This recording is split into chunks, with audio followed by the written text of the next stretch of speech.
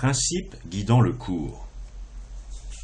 Ce cours de mathématiques d'entrée au collège a été conçu suivant un certain nombre de principes. Un thème central est de ne pas confondre les notions mathématiques et leurs notations.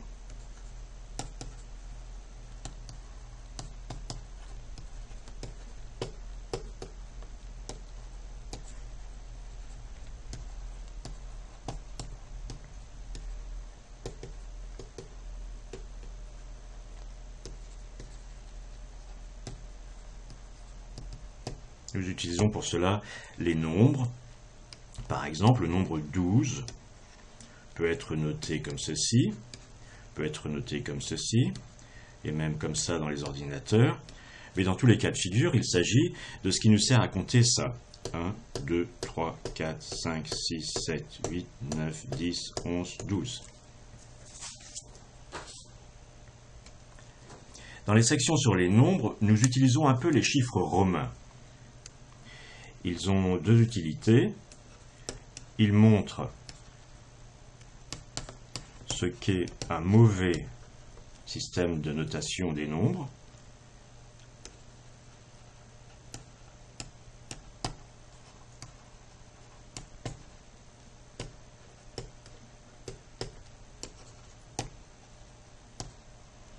Et puis, ils aident justement à distinguer les nombres et leur notation.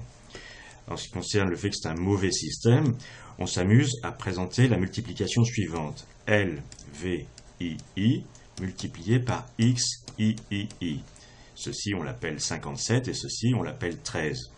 Eh bien, c'est assez compliqué de se figurer que ça fait D, C, X, L, I, ce que l'on appelle 741. Et cela nous conduit naturellement au système des chiffres arabes, qui est celui avec lequel on fait les calculs.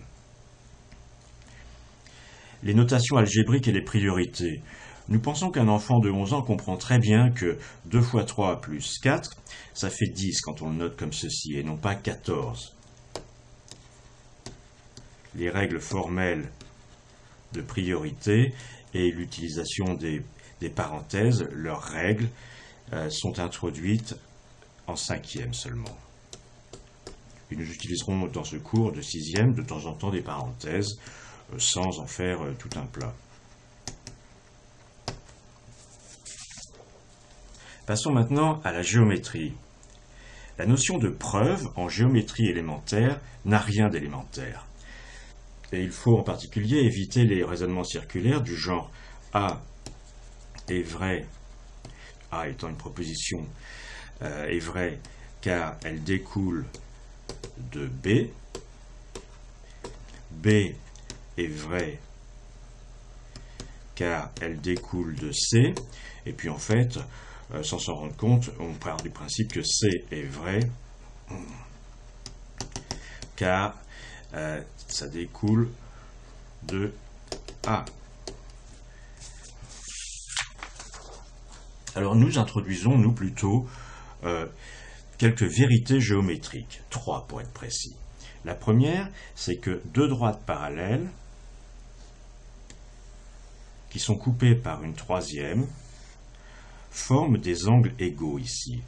Et n'importe quel enfant qui a un peu joué avec une équerre, ou avec son papa ou sa maman avec un établi, c'est très bien que cette équerre, quand on la fait glisser jusque-là, elle s'aligne avec cette première droite, si l'angle est le bon, et puis ensuite quand on la fait glisser jusqu'ici, elle s'aligne avec la deuxième droite, qui sont parallèles, et l'angle, c'est toujours le même angle.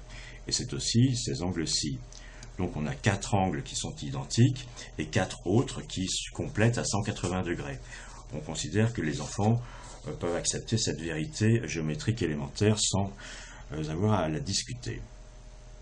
La deuxième vérité élémentaire, elle concerne des triangles construits sur 2 segments égaux, avec des angles égaux. Donc nous avons 2 segments A et B, AB et puis DE, et avec AB, on construit un triangle en levant 2 angles, ceci et cela. Ça crée un point C, et ici, on ouvre les mêmes angles. Ceci et cela, et ça crée un point F. Eh bien, ces 2 triangles sont identiques au sens où ils sont superposables, et donc AC, le segment AC est égal au segment DF, et le segment BC est égal au segment EF en termes de longueur. Et les angles ici sont aussi les mêmes. Quoique ça, on pourra plus ou moins le démontrer. Et la troisième vérité géométrique que nous utilisons, elle concerne un parallélogramme. Dans un parallélogramme, c'est-à-dire une figure à 4 points où les côtés sont parallèles 2 à 2, c'est ça la définition, eh bien, les segments opposés, AB, sont de même longueur, AB est de même longueur que DC, et AD, ou DA, est de même longueur que BC. Et aussi, les deux diagonales se coupent en leur milieu. Ce sera la troisième vérité géométrique élémentaire que l'on utilise. On peut naturellement faire observer qu'il y a un centre de symétrie, etc. Nous n'hésitons pas de temps en temps à montrer de belles choses d'un programme plus avancé, mais dont la beauté est compréhensible. Par exemple, le dessin du théorème de Pascal pour les cercles. Nous utilisons un langage aussi simple que possible, mais nous cherchons à ne pas bêtifier non plus. Les exemples sont pris dans la vie courante, un carreleur pour calculer un nombre de carreaux pour carreler une pièce, une boîte de lait pour parler des parallélépipèdes rectangles, etc. Nous introduisions aussi un peu d'histoire sur des personnages, que ce soit par exemple Al-Khwarizmi, qui a écrit Kitab al-Jabr, ou bien Fibonacci, c'est-à-dire Léonard de Pise et quelques autres. On en parle un peu en passant, ça donne un caractère plus vivant à ces mathématiques. Enfin, de même que le CP pose les bases pour des années d'apprentissage de la lecture, de l'écriture et du calcul, nous posons les bases pour des années de cours de maths utiles et intéressants.